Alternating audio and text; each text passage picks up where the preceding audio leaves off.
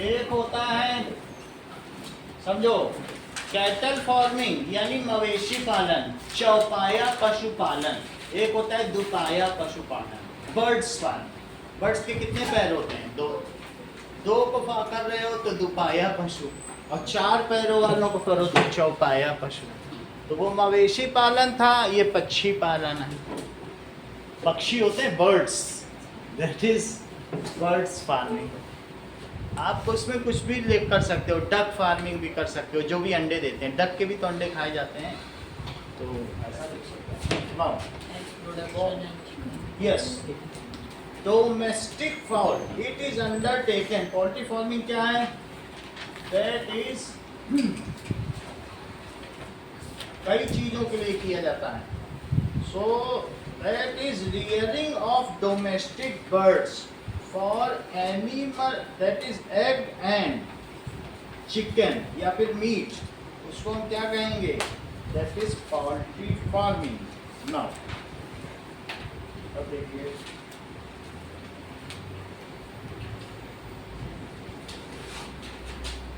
rearing of birds, rearing of birds, birds में chicken भी आ सकता है, या चिकन है तो मीट के लिए होता है, हैन है तो अंडे के लिए होगा, और duck for egg production, for egg के लिए and meat production is called poultry farming.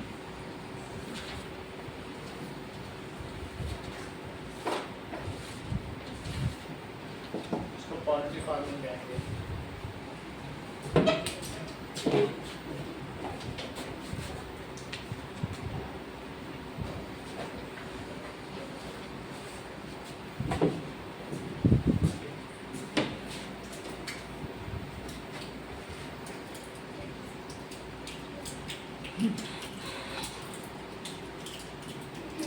There are, अब दो अलग अलग चीजें हैं कि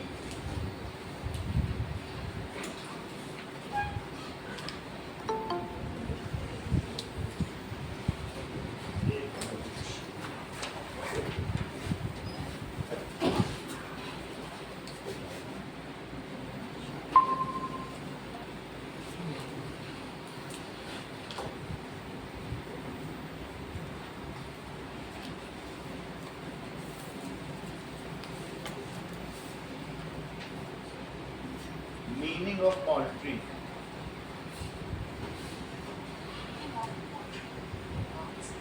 कोई भी जो बर्ड्स हैं, etymology of poultry,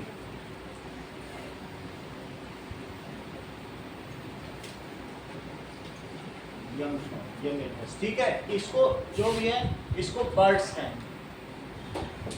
now poultry farming is done for two purpose, तो that is an egg laying poultry, जो अंडे दे। पोल्ट्री का मतलब है बर्ड, इज कॉल्ड लेयर, उसको लेयर है। ले का मतलब देना, तो लेइंग एग्स, इस वजह से इसका नाम क्या पड़ा है? लेयर। जो एग को ले करे, अंडे देना, तो लेइंग एग्स, उसके नाम पे इसका क्या नाम पड़ा है? लेयर्स। अच्छा, ये एग लेइंग है, जो एग देता है। इसके अलावा the poultry Rudyard for meet, जो मीट के लिए हो, इज कॉल्ड ब्रॉयलर। उसे क्या कहेंगे? ब्रॉयलर। तो ये चिकन के लिए होता है, जैसे कहते हैं चिकन खा लिया, तो चिकन हमें ब्रॉयलर। दोनों अलग अलग बर्ड है, चिकन वाली अलग होती है और लेयर जो अंडे देने वाली अलग है, दोनों एक ही मुर्गी नहीं होती है। सही है? चलो अब हम देखेंगे दोनों के लिए काम किया जाता है, तो there is some difference between layers and broilers. ये क्वेश्चन कई बार आता है। तो लेयर और ब्रॉयलर में क्या फर्क है, इनको हम कैसे रियरिंग करें, कैसे इनकी देखभाल करें? तो लेयर्स क्या है? एग लेइंग बर्ड्स, अंडे देने वाली मुर्गियां हैं या चिड़ियां हैं, डक भी आते हैं, तो हम हैन ना लिखें, एग लेइंग बर्ड्स, ठीक है, फॉर पर्पज ऑफ। और ये क्या है? ब्रॉयलर्स आर रियर्ड, इनको क्यों रियर्ड किया जाता है? For flesh, for getting meat. दूसरी चीज, लेयर्स क्या करते हैं? स्टार्ट लेइंग एग्स,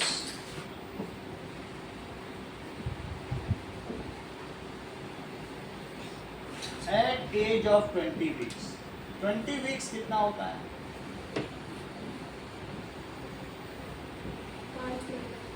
5 महीने में जब ये चूजा होगा, जैसे चिकलिंग, तो वो भैया उसको कहते हैं फॉल, वो छोटा बच्चा होता है ना, यंग फॉल, उसको जब 5 महीने बाद वो अंडे देने लगे। और ये बताओ, ये it is raised for 6 to 7 weeks, then these are ready for meat production। 1.5 महीने में ही चूजा बड़ा हो जाएगा, इतना बड़ा कर देंगे उसको कि वो चिकन बन जाए, 1.5 महीने। It is raised for 6 to 7 weeks and then ठीक है send to market, किसके भेज दिया जाता है? For meat production। हमारे यहाँ से Australia, New Zealand, Sweden, Norway, Finland सब जगह जाता है। 7,000 करोड़ का व्यापार है, ठीक है। तो ये देता है 5 महीने में अंडे, और जबकि ये 1.5 महीने में तैयार हो जाता है चूजा, और फिर ये मीट बना देता है। 2 अलग अलग चीजें। And laying period is 500 days। इनका लेइंग पीरियड क्या है?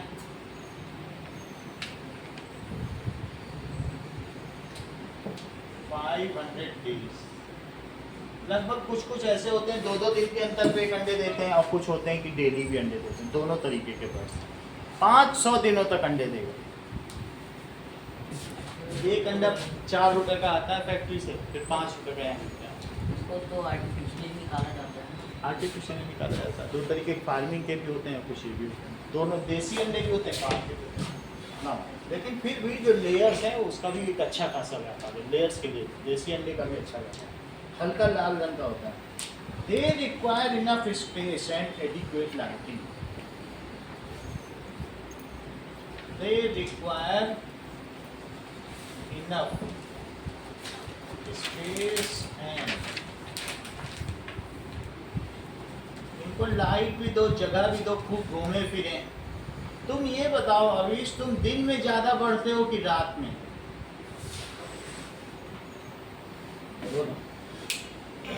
रात में। कभी अपने को सोने से पहले मीजर करो और उठने के बाद मीजर करो, तुम्हें पता चल जाएगा करीब करीब 4 mm एक्स्ट्रा लेंथ होगा। तो वो फिर बाद में दिन में फिर घिसते घिसते थोड़ी कम हो जाती है, फिर बढ़ जाती है। जितना इनको सुलाया जाए उतना ही बढ़े। इनकी लाइट वेट सब बंद कर दी जाती है, बोल रहा था तुम सोते रहो, तुमको तो बस बड़ा होना। इनको खेलने नहीं दिया जाता, इनको खेलने दिया जाता। इनको स्पेस भी दिया, लाइट भी दी, तुम खेलो कूदो, अंडा दो। इनको कहा सोए रहो, जब तुमसे मीट मंगवाना होगा तौल के तुमको बेच देंगे। जागना नहीं, एनर्जी क्यों वेस्ट कर रहा है? इनको सुलाया रहता है। तो इसमें क्या किया जाएगा? दे रिक्वायर्स, ठीक है, लो light, these require low light, और इसके अलावा hygienic condition, vaccination and low mortality rate. एक मरा तो सब मर जाएंगे, सब आपस में इन्फेक्शन हो जाएगा ना। लो मोर्टेलिटी रेट, ऐसी कंडीशन होनी चाहिए, लो लाइट होनी चाहिए एंड लो मोर्टेलिटी रेट। मृत्यु दर, लोअर, इनमें ये खतरा नहीं है क्योंकि इनको बहुत जगह दे दी। एक कमरे में 12 चूजे घूम रहे हैं, एक दूसरे के संपर्क में ही नहीं है। और इसमें तो तुम लोग भर देते, देखते नहीं ये जिंगले के दरबे में कैसे 100 आते हैं, सप्लाई किए जाते हैं। ये सब आपस में एक दूसरे के ऊपर लदे फंदे होते हैं, एक को कुछ हुआ सबको, सही है कि नहीं? तो इसलिए इनमें क्या देखा जाता है, इनकी मृत्यु दर कम, मर ना जाए, मर गया तो 0 पैसा और जिंदा है तो 200 रुपये का दिखेगा। तो मृत्यु दर कम होनी चाहिए। आगे नाउ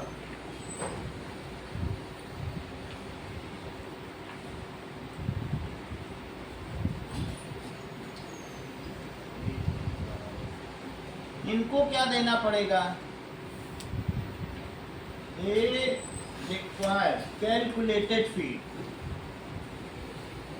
कैलकुलेटेड फीड क्यों कह रहा हूँ? वही चीज देनी चाहिए जो अंडा बनाने के लिए चाहिए। अंडे के बाहर क्या होता है? Calcium carbonate. अंदर क्या होता है? प्रोटीन। और उसके अंदर क्या होता है? येलो कलर का योग, जानते हो?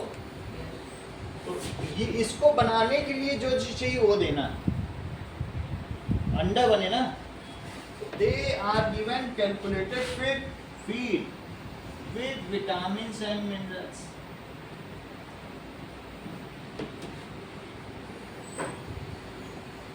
जबकि इनको बहुत सारा विटामिन ए के, प्रोटीन, सब कुछ देना पड़ेगा। दे आर गिवन बहुत सारा प्रोटीन की बढ़े, प्रोटीन इनकी ग्रोथ के लिए, और विटामिन ए एंड के।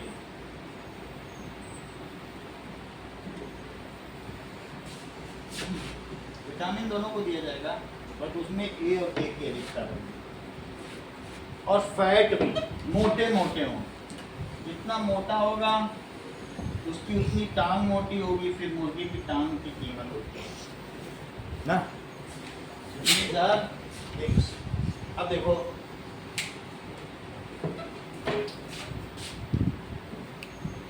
that is differentiate between layers and broilers.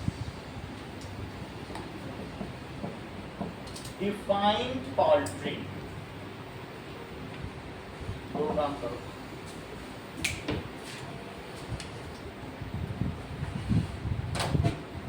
कोई ऑनलाइन नहीं है ना? है? है दिव्यांश।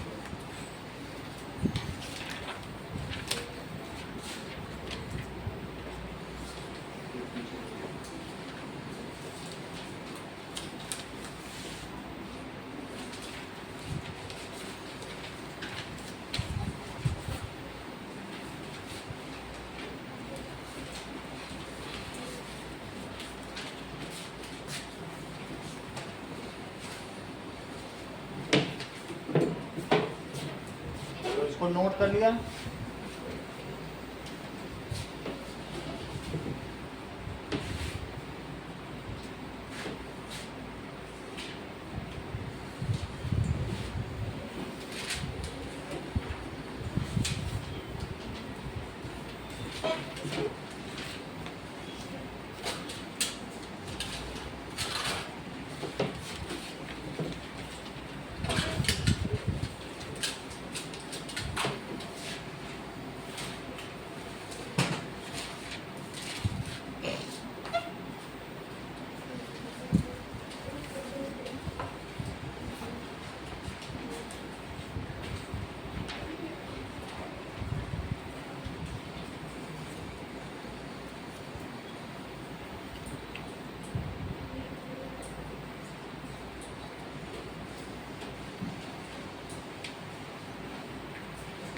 डिफाइन पोल्ट्री फार्मिंग, और पोल्ट्री नहीं डिफाइन करेंगे।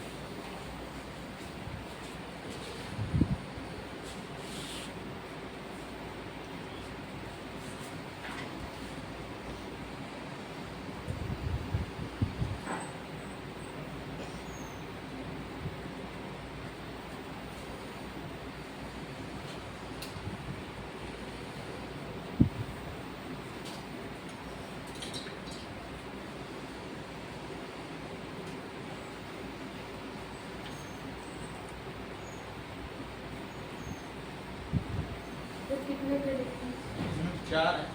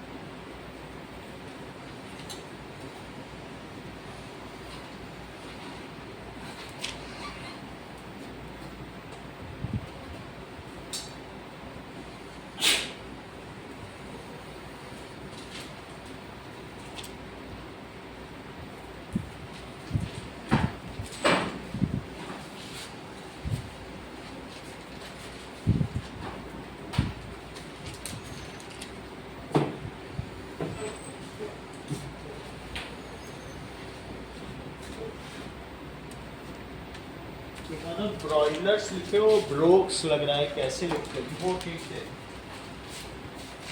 ब्रॉयलर लिखो।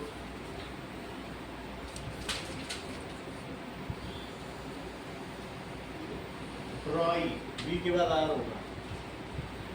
ब्रॉयलर क्यों लिखो? जब उबालोगे उसको।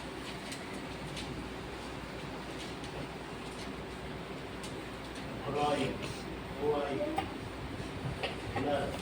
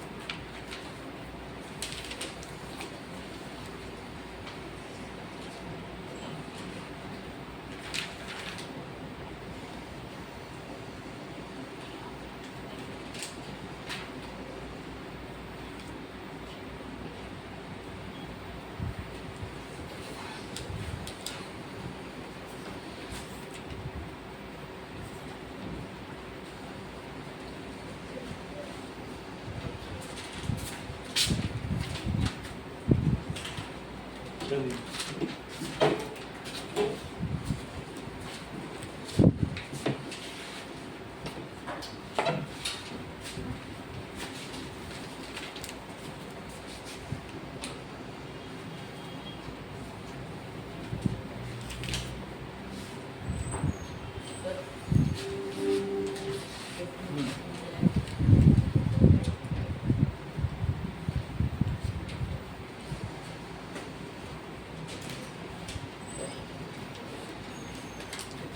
हाँ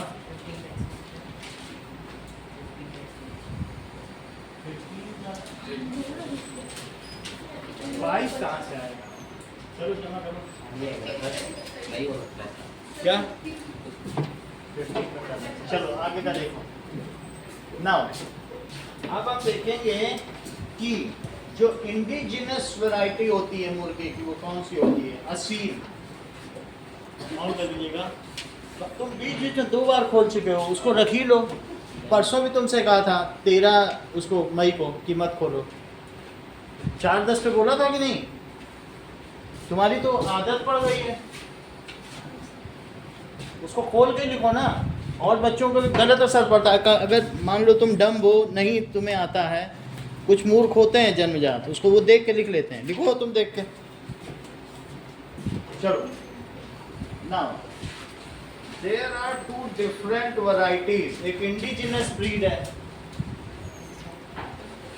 और दूसरा कौन सा है?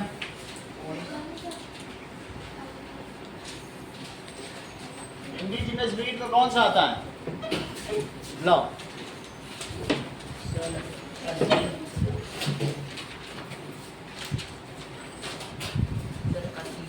That is Aseel. Indigenous breed में असील मुर्गा है, वो मुर्गे लड़ाए भी जाते हैं। जरा इस चीज को देखें कि बुक में भी बना है indigenous variety Aseel poultry.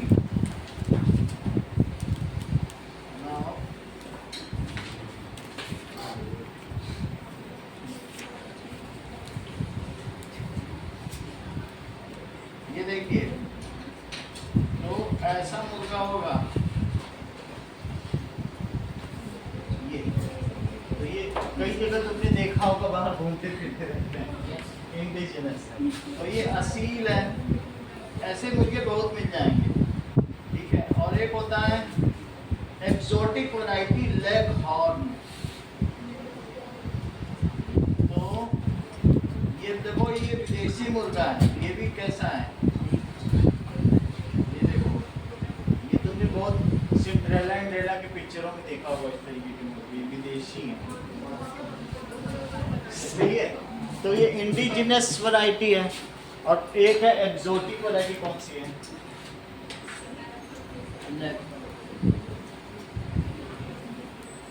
Leg horn. Okay, तो अब ये कहा गया है कि what are the desired traits needed in poultry farming. तुम्हें क्या क्या चाहिए पोल्ट्री फार्मिंग करते हो? तो ये क्वेश्चन पूछा जाता है, व्हाट आर द ट्रेड्स। क्या क्या ट्रेड्स का मतलब है फीचर्स, यानी कैरेक्टरिस्टिक्स। इन सब का एक ही मतलब है। What are the traits desired for poultry farming।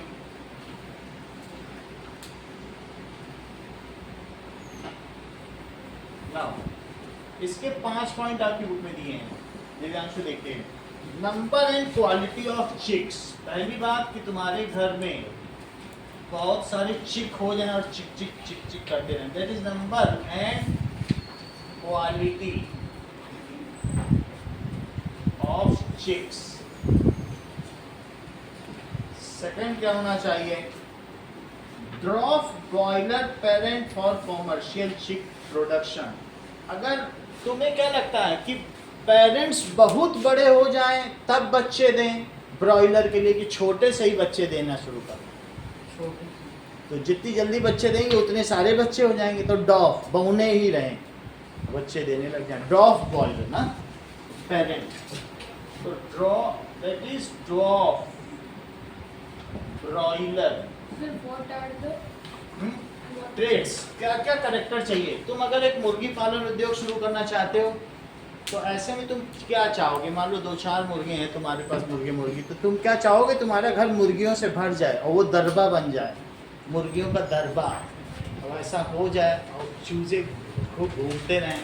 Number of quality of chicks, ये भी चाहोगे कि 2-2 किलो के एक चिकन हो, तराजू पे तौलो तो तराजू बैठ जाए, ऐसा भी चाहोगे। दूसरा ड्रॉफ बॉयलर, ठीक है, पेरेंट्स बड़े ना हो उससे पहले ही बच्चे देने लग जाए तो ऐसे में क्या होगा? तुम्हारा घर मुर्गियों से भर जाएगा। दैट इज ड्रॉफ बॉयलर, है ना। एंड पेरेंट फॉर कॉमर्शियल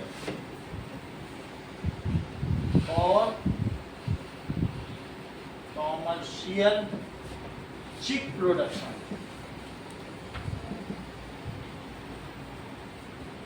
दूसरी चीज ये होनी चाहिए। तीसरी चीज क्या है?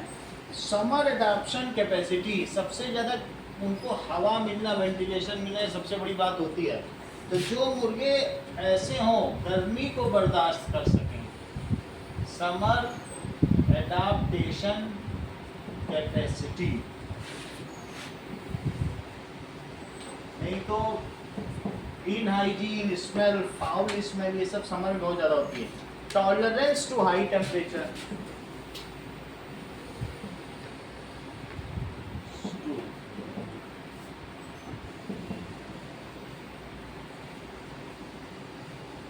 एक तो टेम्परेचर बर्ड्स को तुमने किसी ने हाथ में उठाया, वो बर्ड्स हमसे ज़्यादा गर्म होती हैं। चिकन विकन जो खा लेता है उनमें बहुत गर्मी होती है, और वैसे टेम्परेचर 45 और पहुंच जाए तो वो पूरा गरम हो जाएगी जगह। तो अगर बर्ड्स थोड़ा सा ही टेम्परेचर वेरिएशन बर्दाश्त कर पाती हैं, उनको बार बार नहाना पड़ता है, तो इसलिए टॉलरेंस टू हाई टेम्परेचर ये जरूरी है। ऐसी बर्ड्स अच्छी हैं जो हाई टेम्परेचर पर सर्वाइव लगाया जाता है। किससे? ऐसा, ये सही बात बता रहे हैं, इसको हम देख लेंगे। चौथा देखो, लो मेंटेनेंस रिक्वायरमेंट। ऐसी भी चाहोगे कि पूरा दिन देखना ना पड़े। लो मेंटेनेंस रिक्वायरमेंट का क्या मतलब है?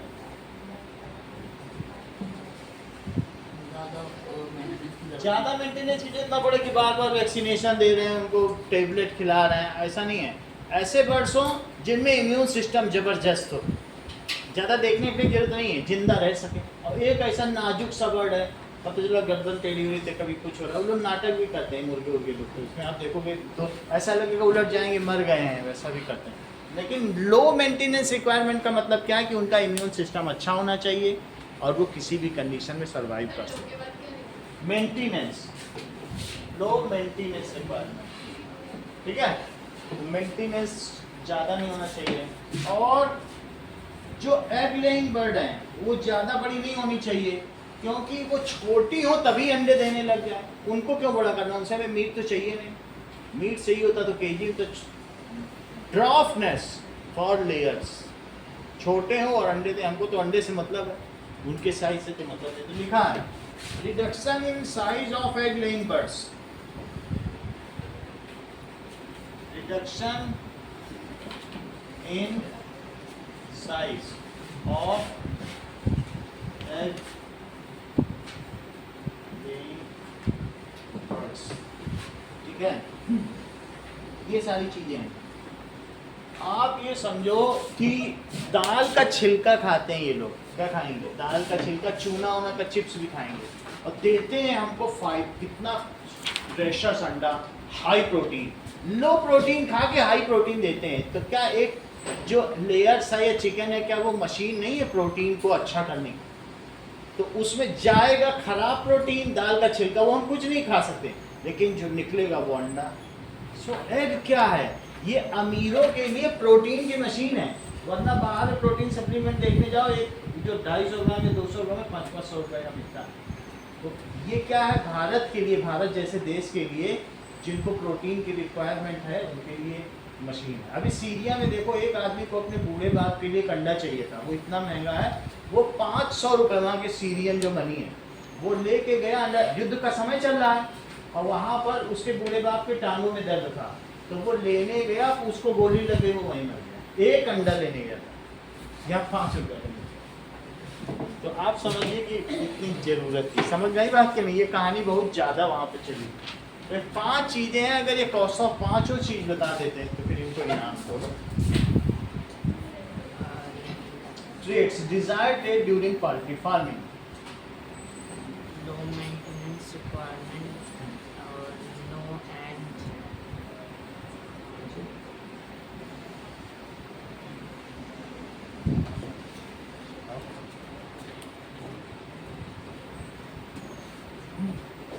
हाँ बोलो Divyansh. Sir number and quality of chick, फिर ड्रॉप बॉयलर पेरेंट्स, और फिर टॉलरेंस टू हाई टेम्परेचर, फिर लो मेंटेनेंस रिक्वायर्ड, और फिर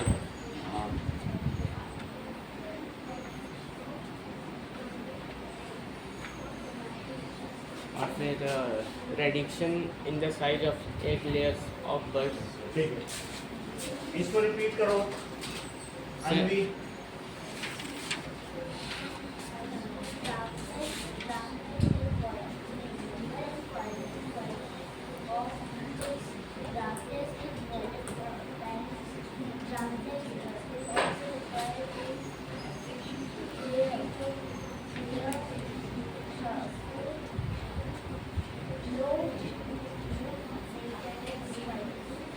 लो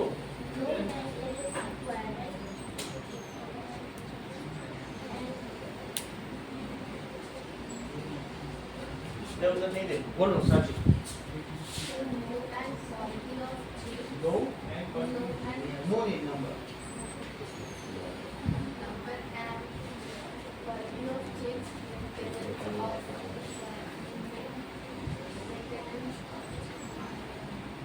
Aniket Number and quality of chicks,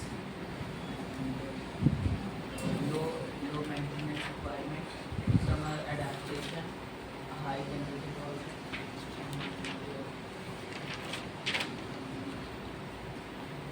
roughness of drop boiler parent, and for commercial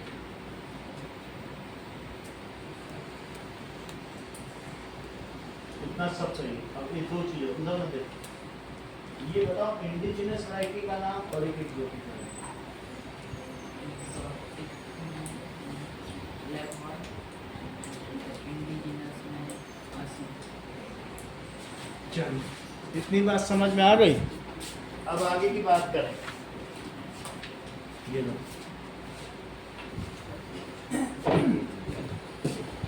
now in text question देखिए।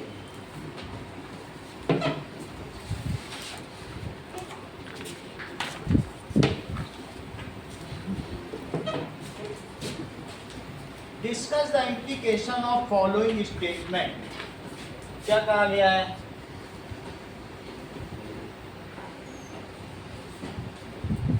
Page 148 है आपकी book का जो हो।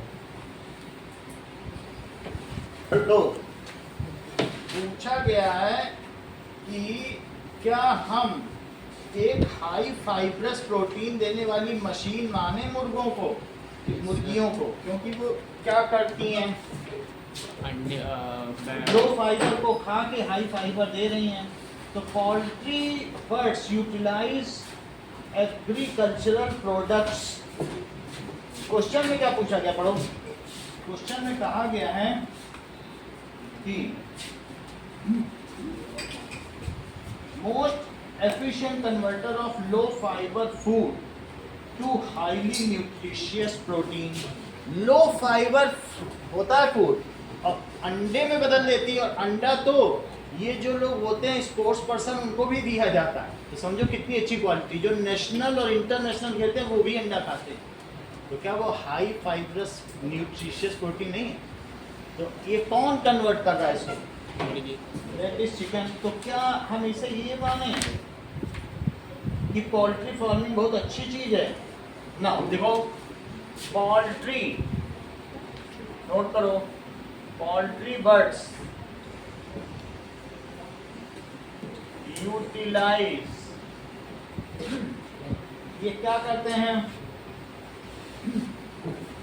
That is agricultural produce which is unfit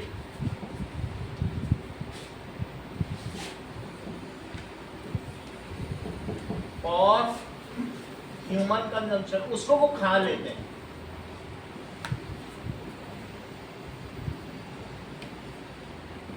poultry birds आप ये यूटिलाइज भी कर सकते हो, यूटिलाइज कठिन लगे तो लिख सकते हो ईट, जो अच्छा लगे। एग्रीकल्चरल प्रोड्यूस जो कि हम नहीं खा सकते उसको वो खा लेते हैं, और उसके बदले में देते क्या है?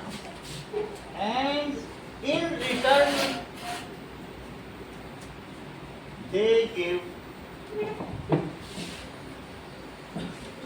हाईली न्यूट्रिशियस एग्स, एंड यही नहीं, हाईली न्यूट्रिशियस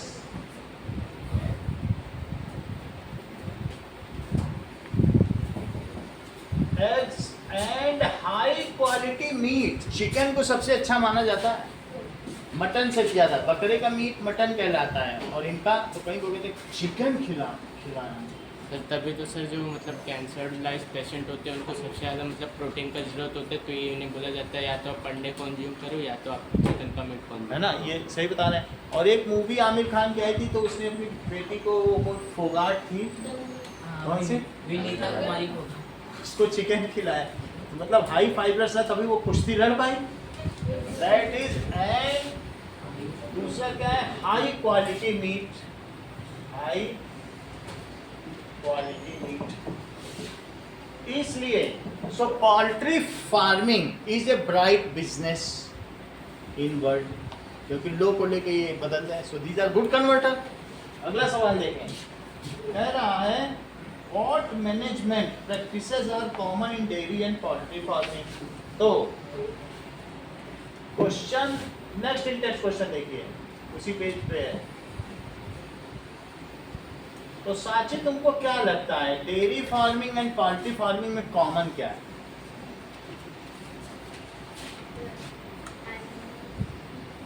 ठीक है, आप ही बोलो।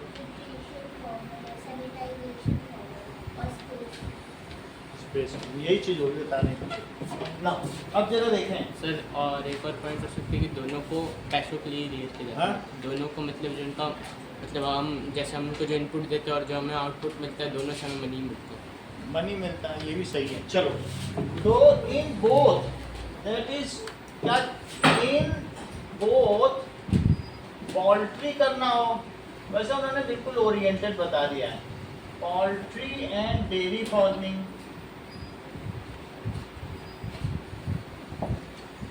पहली चीज सैनिटाइजेशन, जहां उनको रखना है, जानवरों को सही तरह से रखना पड़ेगा। Sanitization of shelter, proper cleaning and sanitization of shelter चाहिए। वेंटिलेशन, हाँ, proper cleaning and hygiene.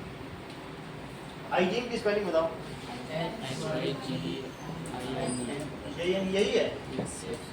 And hygiene is needed. और दूसरा, जैसा दिव्यांशु ने बता दिया कि ventilation, proper ventilation is needed, proper हवादार होना चाहिए। और क्या चाहिए? Is needed, that is food management, कैसा तुम न्यूट्रिशन देते हो, तो वो भी चाहिए। और चौथी चीज, they consume agricultural produce unfit for human consumption and in turn they give us high protein produce. चाहे वो मिल्क हो या मीट हो, दोनों से ही भी मीट मिलती है। हमारे यहाँ भले ना हो, लेकिन बाहर की जगहों पे भैंस इन सब का मीट खाया जाता है, ऑस्ट्रेलिया इन सब में उनको, ठीक है।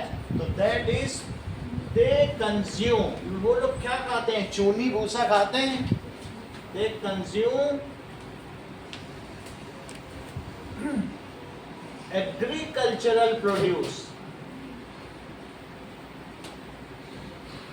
which is unfit for human consumption, और देते क्या है? and in return they give us high quality food. वो फूड क्या हो सकता है? अब जैसे डेयरी वाला है तो वो मिल्क दे देगा, वो पोल्ट्री है तो एक दे देगा, मीट तो दोनों ही दे देंगे इस तरीके से, ठीक है। अब देखिए इन सब में ये कॉमन है। और एक चौथी पांचवी चीज, दोनों में ही पेस्ट कंट्रोल चाहिए एंड वैक्सीनेशन, नहीं तो बीमारी हो जाएगी पोल्ट्री को या इन दोनों को। ओके, इस नो को नंबर कर रहे हैं, ये नो नहीं हो सकता है।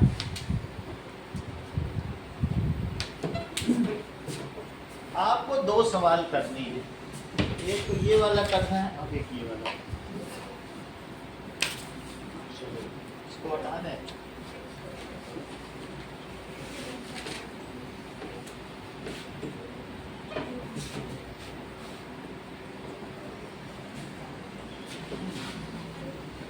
ये दोनों करो, ये दोनों, क्योंकि वो बुक में लिखा हुआ है, ये वो बुक से देख लो।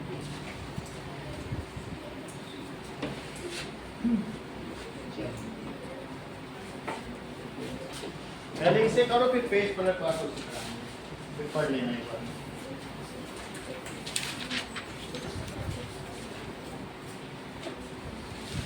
ये दोनों एक साइड करो, पेज पलट लेना फिर पढ़ो।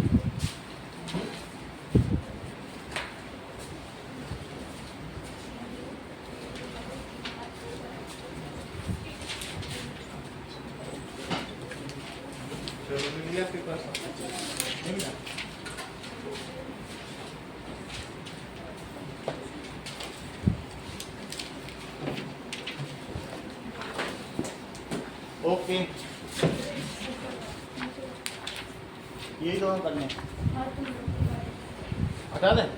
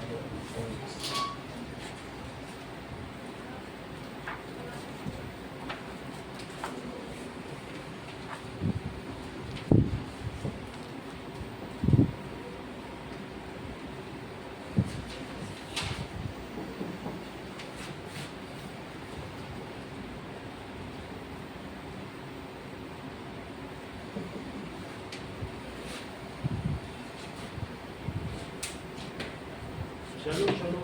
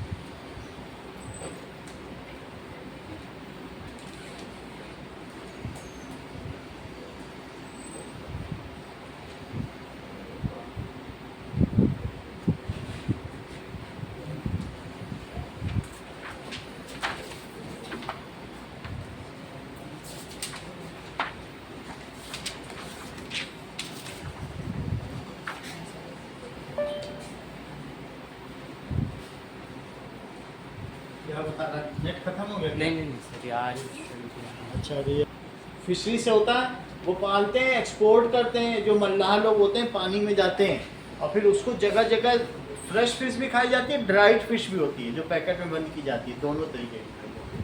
तो it is rich in protein, protein rich food. Okay, a large section uses fish as food, ऐसा भी है। A large section specially coastal area of India uses fish as food। वैसे तो सी फूड में ये सारे केकड़े, क्रैब और न जाने स्टार फिश क्या क्या खाई जाती है, लेकिन फिश इनमें सबसे मुख्य भोजन है। अब जरा देखिए, फिशरीज कई तरीके की होती हैं। It is rich in vitamin A and D. पूरी दुनिया में जितनी फिश होती हैं उसमें से 45% इंडिया ही निकाल लेते हैं। पूरी दुनिया में बहुत बड़ा कोस्टल एरिया है। केरला से तो मतलब उनको सुखा के ट्रांसपोर्ट किया जाता है विदेश में। देखो, तो आप समझिए total fish production in world. So India is producing 45% of fish of total production. It is rich source of vitamin A and D. ठीक है, जिसको सूखा रोग हो या फिर ऐसे उंगली लगा देने से यहाँ पर लकीर बन जाए, वो लोग कॉड लीवर ऑयल, एक फिश का होता नहीं, वो खाते हैं। ओमेगा 3 ऑयल, ये कई तरीके के ऑयल हैं जो मछलियों से मिलते हैं, जो बहुत हेल्दी होते हैं ना। अब जरा देखिए कि fishery is of many type. Fishery कई तरीके की होती है। फिशरी मछली पालन, फिशरी जब मैं कह रहा हूं तो मत्स्य पालन या मछली पालन, आपको कुछ और ठीक लगे तो। मत्स्य पालन क्या हो सकता है? पहला है fin fishery and shell fishery on basis of product.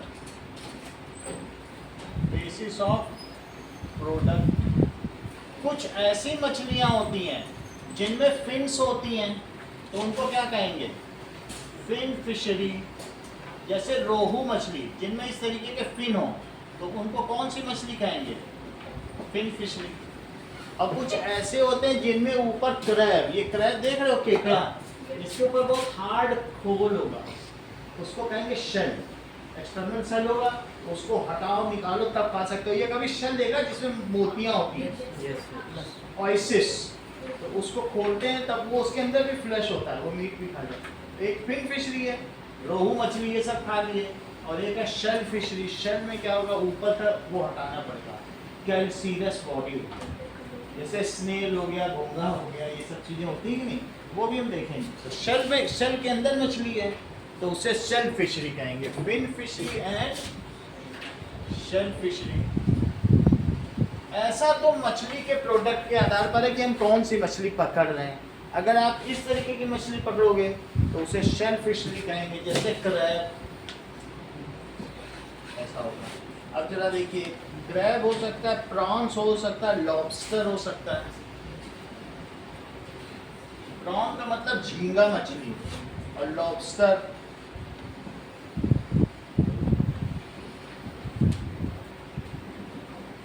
इसमें मोलस्क भी हो सकते हैं। और ठीक है, दैट इज ऐसी चीजें होंगी, जैसे ऑक्टोपस भी हो सकता है, ऐसा भी हो सकता है।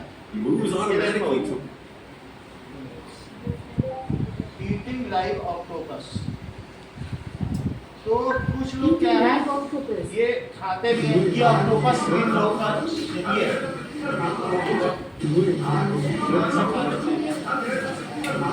ठीक है कि नहीं? This is samnakchi, and it's a popular dish in South Korea.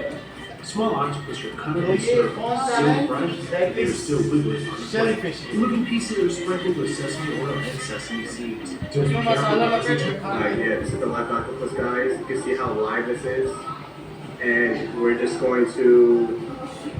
Some viewers will find this video disturbing. बेचारे का The viewer's चेहरा discretion is advised. What you see in the video is an octopus that attaches its tentacles to a woman's face. It later gave her a minor cut on her face. Eating live octopus is a staple delicacy in Southeast Asia, especially in China, South Korea, and Japan.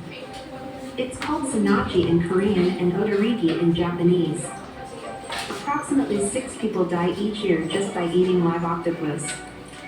Would you still eat it? तो अब आपने देख लिया कि shell fishery क्या होती है। Shell fishery हम लोग देख रहे हैं।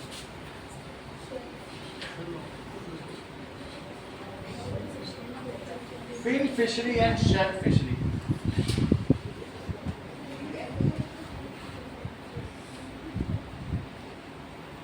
अब ये देखें, शेल फिशरी देख रहे हैं।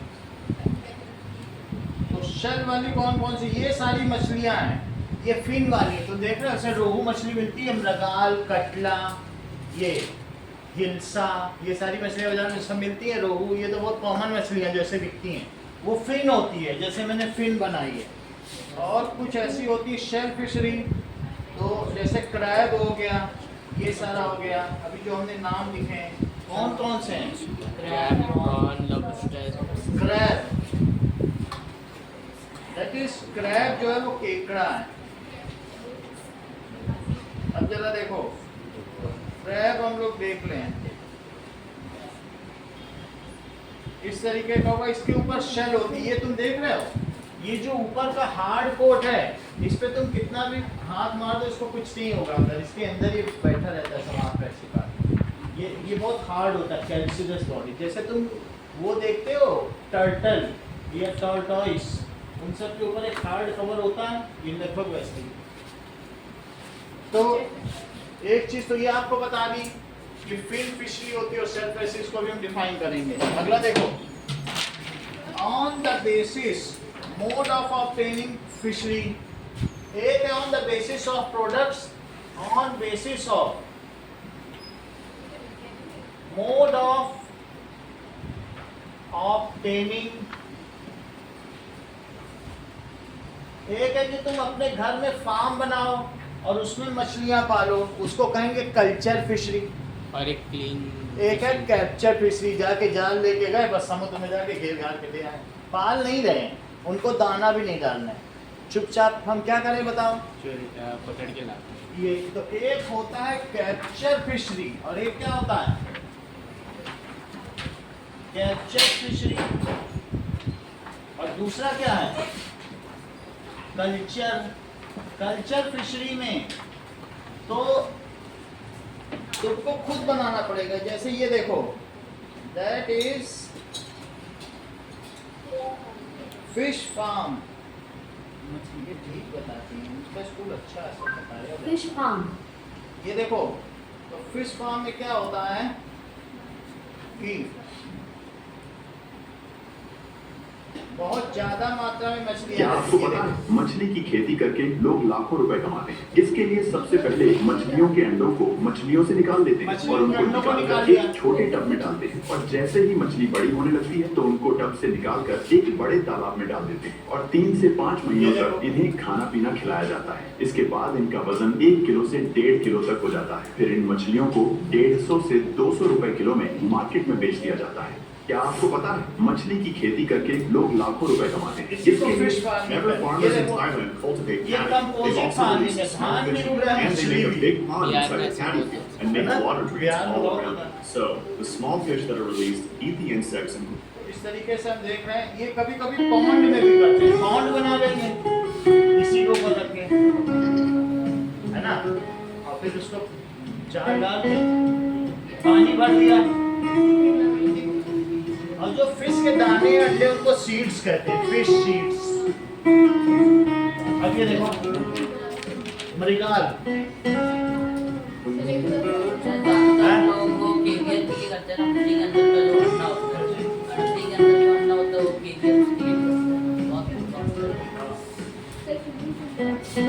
इस तरीके से हम लोगों ने देख लिया कि कई तरीके से हो सकती है। एक कैप्चर फिशरी, जितनी चीजें मैंने बताई ये सब कल्चर फिशरी। तुमको अनाज भी डालना पड़ेगा, हमें खाना तो देना पड़ेगा। अब देखिए, इसके अलावा भी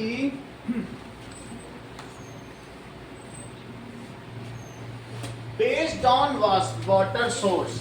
अब तुमने मान लीजिए कहीं पर क्या कर दिया, कहां से मछली पकड़ रहे हैं, that is based on water source. Water source तुम्हारा क्या है? ऐसा भी कर सकते हो तुम अपने पॉन्ड में समुद्र का पानी भरो, नदी का पानी भरो, जैसा वाटर उसके हिसाब से होगा। ये 3 तरीके के मैरीन फिशरी भी हो सकती है, fresh water fishery and brackish water fishery. देखो दैट इज मैरीन, मैरीन का मतलब तुम लोग समझते हो, समुद्र, मैरीन फिशरी। और ब्रैकिश वाटर, जहाँ समुद्र और नदी का पानी मिले, that is brackish water fishery. और एक है मीठे पानी की, that is fresh water, river का पानी, फ्रेश वाटर फिशरी। तो सबसे पहले हम देखेंगे फिन फिशरी क्या होता है। ऐसी मछलियां जिनके बॉडी में क्या हो, फिन हो, तो उन्हें क्या कहेंगे? Fin fishery. तो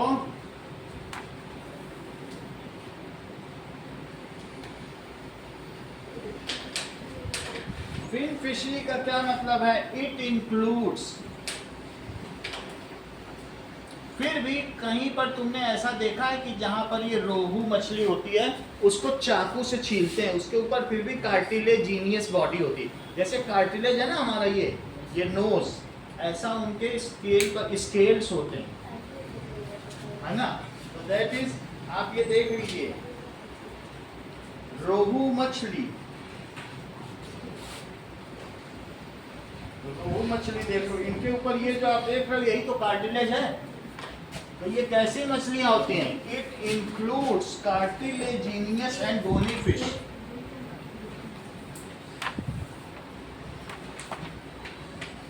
एंड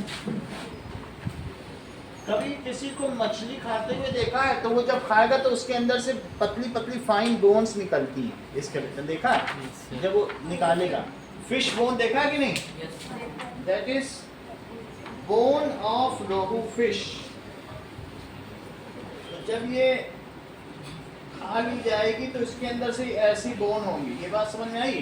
तो देखा होगा तो ये वो पूरा मछली खा लेगा, उसके अंदर से ऐसे बोन निकली, पतली पतली रहेगी कि नहीं? बहुत पतली पतली, दैट इज बोन्स। ऐसा होगा ना। इसमें कौन कौन सी होंगी? रोहू, मृगाल, कटला, it include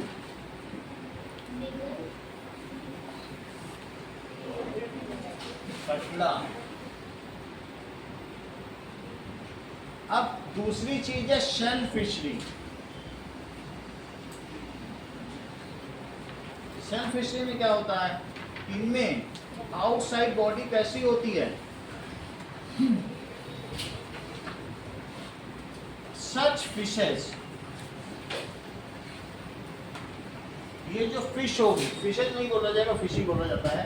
so such fish as, ये कैल्शियम कार्बोनेट की बॉडी होती है बाहर की, हार्ड सेल, अंदर इनके कोई बोन नहीं होती, हार्ड सेल, आउटसाइड बॉडी। ऐसा आप देखें, लॉबस्टर देखें तो पता चल जाए। एक दो चीज दिखाएं, क्रैब भी सही है, आइए प्लीज। क्रैब, हाँ ये, Are you please crab? चलिए ये देखो कितना बड़ा क्रैब है, इधर देखो, देखा?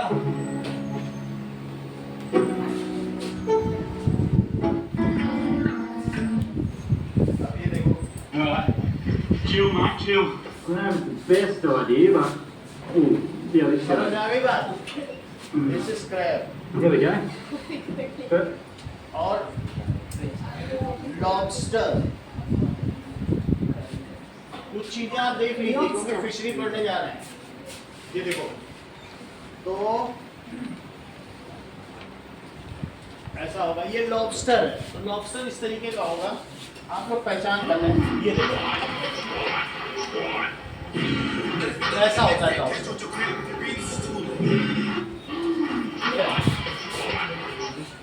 अब देखो ओएसिस Oasis. पर्ल फिश इसका नाम क्या होगा Lungfish. ये देखो है ना क्या कहते हैं इसको ऑयस्टर होगा ये देखो इसमें भी क्या होगा कि ये इसमें भी फ्लैश होता है अंदर से निकाल लिया और इसके अंदर पर्ल भी निकलता है ये देखो मोती भी निकाल सकते कितनी सारी मोती देखो मोती का मोती और खाने के लिए मीट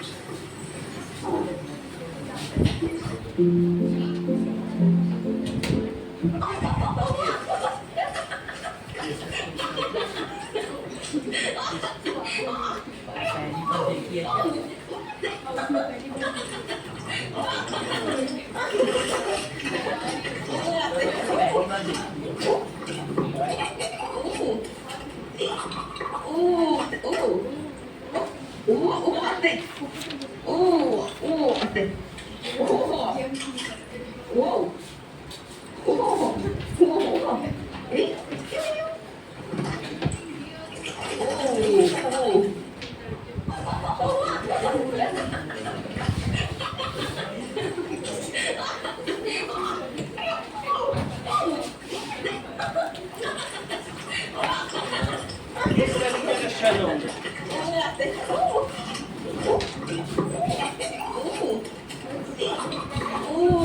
मोती तो निकाल देंगे लेकिन अंदर भी नहीं चाहिए मोती भी चाहिए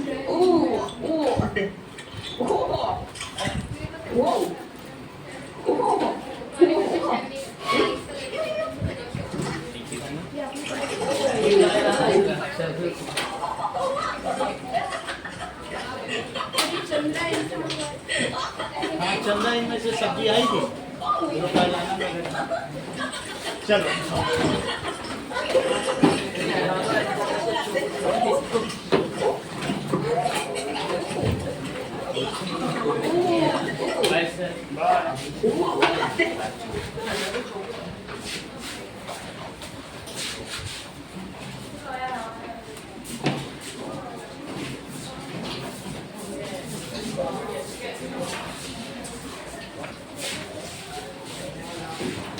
ये गार्लिक का